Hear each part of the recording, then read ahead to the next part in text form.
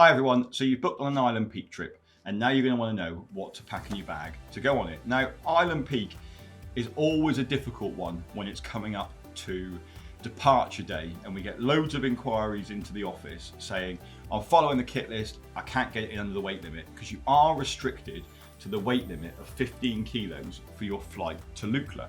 So today I'm going to try and pack everything into a bag with everything I need, all of the essentials for an Island Peak trip, and try and get it in under the 15 kilos. So here we go. So I'm going to start off with my duffel bag.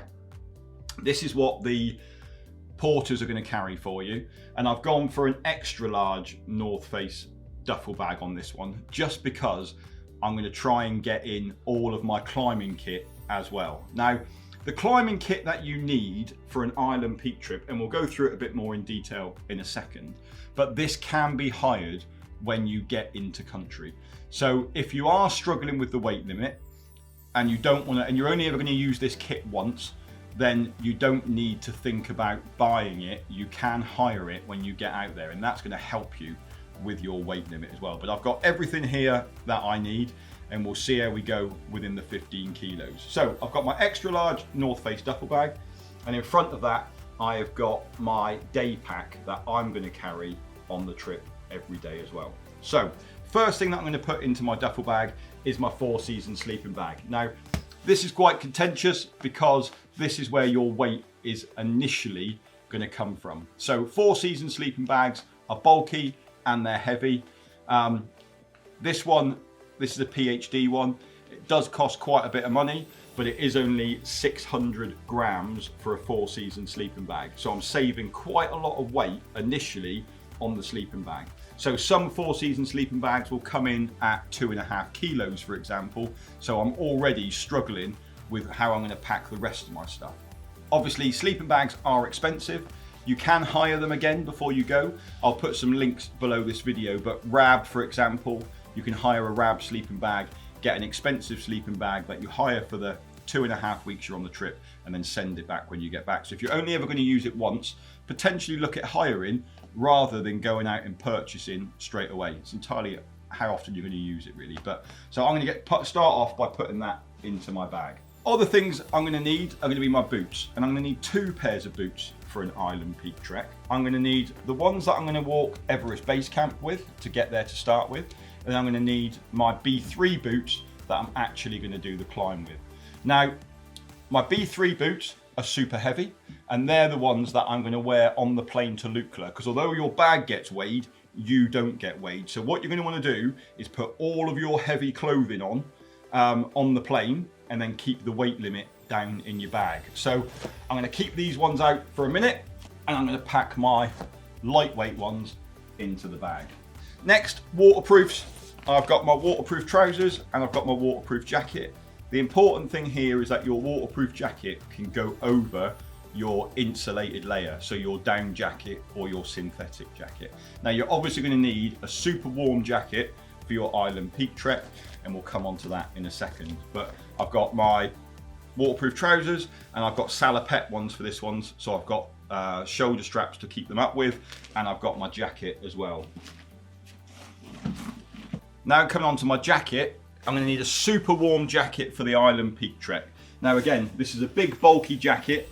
It does compact down into a dry bag and make it a lot smaller than this, but again, it's quite heavy. This probably weighs 1.5 kilos, so I'm going to want to make sure that I'm wearing this, and I'm probably going to be overly hot on the flight to Lukla, but I want to keep the weight down. It's also got really big pockets for putting things like your camera and your battery packs in, because like I say, you don't get weighed, only your bag. So the more stuff you can shove in your jacket, the better. So I'm going to keep this one out as well. Moving on to clothing, because we are restricted on weight on an Island Peak trek and we have got to carry so much gear, I like to take my own gear. So I'm going to cut back on the clothing a little bit, and I'm not going to have a clean t-shirt every day, a clean pair of socks every day for this trek, because I haven't got the weight limit to allow me to do it. So I'll use packing cubes to pack everything like I've done here. In this one, I've got my underwear. In this one, I've got all my different socks. So I've got thin socks for like the Everest Base Camp part of the trek.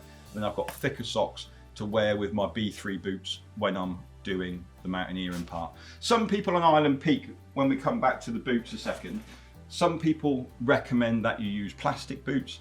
Because you're only really climbing for one day on Island Peak, and the Nepals that I just showed you a second ago, with a thick pair of mountaineering socks, they're warm enough for me. But if you get really cold feet, then you might want to look at getting a pair of plastic boots, double line boots, for the summit night on Island Peak. Again, it's entirely up to you. But again, they can be hired in country. I personally like to have my own boots with me again, so it's just personal preference really. Coming on to clothes, in this one I've got thin pair of trekking trousers, shorts, tops to wear, long sleeve tops that I'm going to wear whilst I'm on the trek up to base camp and back again.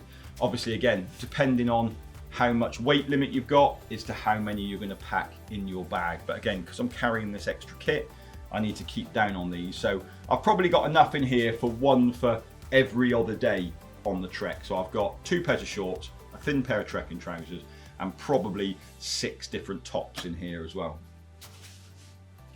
Again, my heavy stuff, so I've got my heavy trekking trousers and a top, and I've got my layering system here, so I've got my thick fleeces in here. I'm going to wear those again on the flight to Lukla to keep my weight down. So these things are not going to go with me. They are going to, in the bag, they're going to stay here to be put on to go onto the flight. In this packing cube, I have got my thermals. So I've got a pair of thermal trousers. I've got a thermal top that I'm going to use when I'm doing the Island Peak section. I've got my warm hat. I've got my thin gloves. I've got my buffs, which are super important for an Everest Base Camp trek. It is so dusty on an Everest Base Camp trek with the yaks going up and past. Lots of people get what they call the kumbu cough, where you just get such a dry throat that you just get this cough that you can't get rid of. By covering up your nose and mouth, stopping the dust from going in, super important and really does help. So grab yourself 2 or 3 buffs. They don't weigh very much. And they will help you. Also keep the sun off the back of your neck as well when you're trekking up. So I would get a couple of those. And I've also got my down mitts as well for summit night to keep my hands nice and warm as well there. So that's going to go in. I've got my trek towel, nice and lightweight. You can have a shower on Everest Base Camp. So you are going to want something to dry yourself off with. These are super lightweight, dry really quickly. Don't weigh a lot, so pack one of those into your bag. Wash bag. Obviously on an Everest Base Camp trek, like I said, you can have a shower. You're not going to take your makeup bag with you. You're going to want your toothbrush, your toothpaste, some deodorant, some shower gel, some sun cream. That's all you're going to really need to pack into your wash bag. I mean, this is how you can save a lot of weight with what you pack in your wash bag for the daily basis. Okay, coming on to the climbing kit now. For an Island Peak trek, you're going to need to have some climbing kit with you. Like I said, this can be hired in country. So you might be a climber already. You might have this sort of style climbing harness at home. Ideally, you want to be looking at getting an alpine style harness, something that's quite lightweight and easy to use like this. You can put it on you can take all the straps off and put it on because your clothing will be a lot thicker. A lot of climbing harnesses have fixed leg loops. By the time you've got your insulated trousers on, you've got your thick trousers on, you've got your waterproof trousers on, you might not be able to get your legs through the leg straps on a fixed looped harness, leg looped harness. So an alpine style harness like this that you can put on and without stepping into and just put it straight on is much easier to use, and they are a lot lighter weight. So you can take one of those and leave that one behind. You're also going to need your crampons, and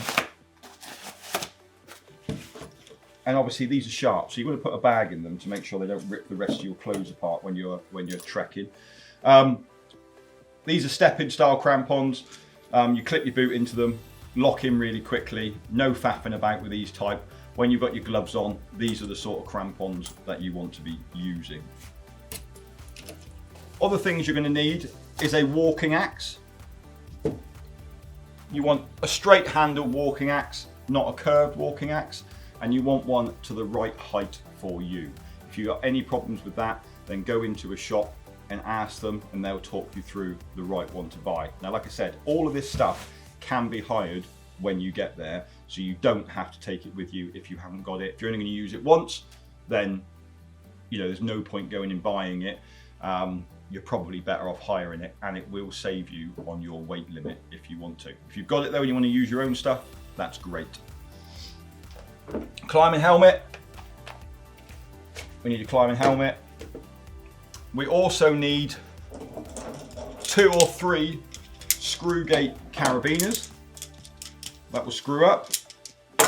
We need an ascender to help us get up the fixed ropes. Now, these come in a left or a right-handed version. So this is the right-handed version. The black Petzl one is the left-handed version. And you're going to need to have one of these with you as well. You're also going to need to have a figure of 8 or a belay device to help you get back down the ropes off the mountain.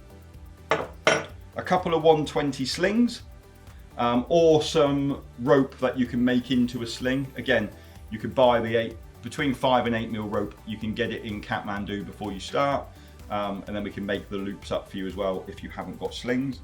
And you're also going to need to have a prusik loop as well for coming back down the lines again. So those are the climbing kit that you need to have. I'll just keep all mine in an old harness bag just to keep it all together.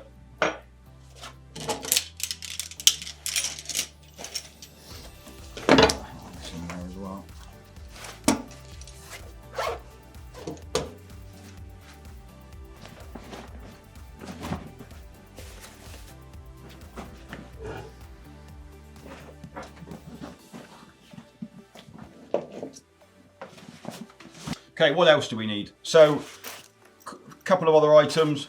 I always carry one of these. This is just an X-Bed stowaway duffel bag, super lightweight, but I use it as my dirty wash bag. Keep all my washing separate, lock it all the way in here. Doesn't really weigh anything, so that's perfect. Cap for when we're walking, keep the sun off our eyes. Again, I'm gonna wear that on the plane with me to Lukla, so I don't need to pack that into my bag. Sunglasses for the trek. You want Cat 4 sunglasses.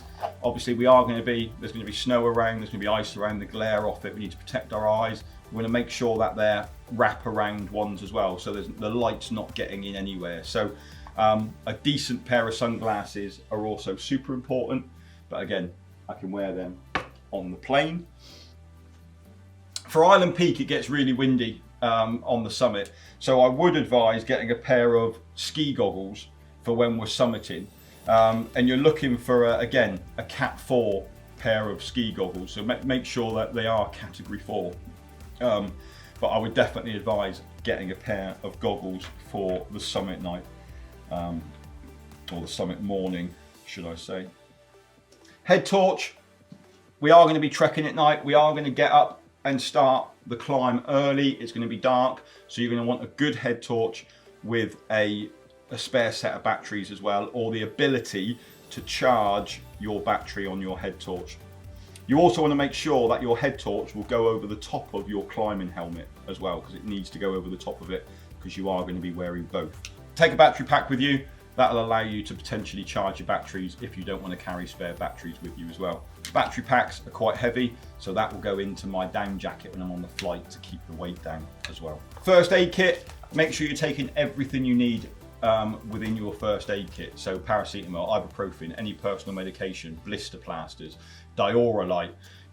Lots of people do get a bit of a dodgy belly on the Everest Base Camp trek, so make sure you've got Imodium, make sure you've got diorolite in there so you can restock on your salts and the fluids and things that you've missed out on. So we've got a detailed list in the kit list, which is downloadable underneath this video, which has everything in it. Some stuff is there as an essential, some stuff is there as a recommended. Obviously, it's entirely up to you if you decide to add some of the recommended bits in. Again, it depends on what your weight limit is and how much stuff you are carrying with you. Final things is fluid. Obviously, you are going to need to drink plenty whilst you're on the Everest Base Camp trek. You do have options. So a lot of people will carry Nalgene bottles. These are great.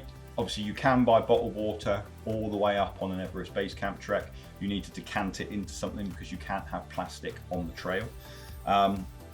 obviously water gets very expensive the higher you go up, because it's had to be carried the same route you've walked. So you might want to think about potentially taking purification tablets to keep that cost down.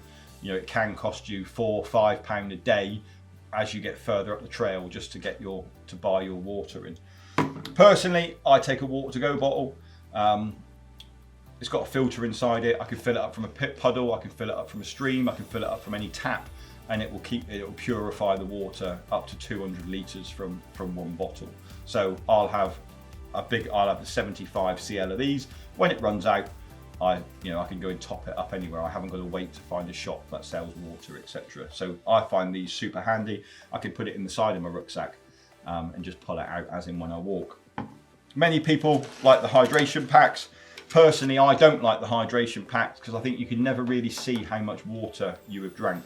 The number of times that, at the end of the day, we'll have a client come up to us and say, oh, I'm feeling a bit sick. I think I've got altitude sickness. I've got a headache. And actually, when we look into it and say, well, how much have you drank today? They pull their hydration out of their rucksack and it's still half full. Because, you think you're drinking all day long, taking little sips, but actually you don't see how much water you have drank. The other thing with these is if something happens, unless you've got spares, if this pops off or someone stands on it, then you've lost your bottle. Something like this or something like this, there's very little for them to go wrong for it to break. So make sure you've already got a backup. Maybe you might want to take a hydration pack, but you've got one of these or one of these just in case. So just think about it. I haven't got one with me here. The other good thing for Island Peak Treks is that they now make the squashable flasks, the plastic flasks. They're really small and they can fit inside your down jacket pockets. And when you are on a summit night, obviously, if that's in the side of my bag or you've got that tube hanging out of your rucksack, the pipe's going to freeze or the bottle's going to freeze because of how cold it is. Those little flasks inside your pockets just means you can stop, take it out, have a little drink, put it back in again, and it's not going to freeze because it's next to your body, keeping warm inside your jacket. So they're another good thing to take with you as well, if you can get hold of one of those. So now the test is, how much does this bag weigh? Have I managed to get everything that I need in for an Island Peak trek in under the weight limit? So I have brought a set of scales with me.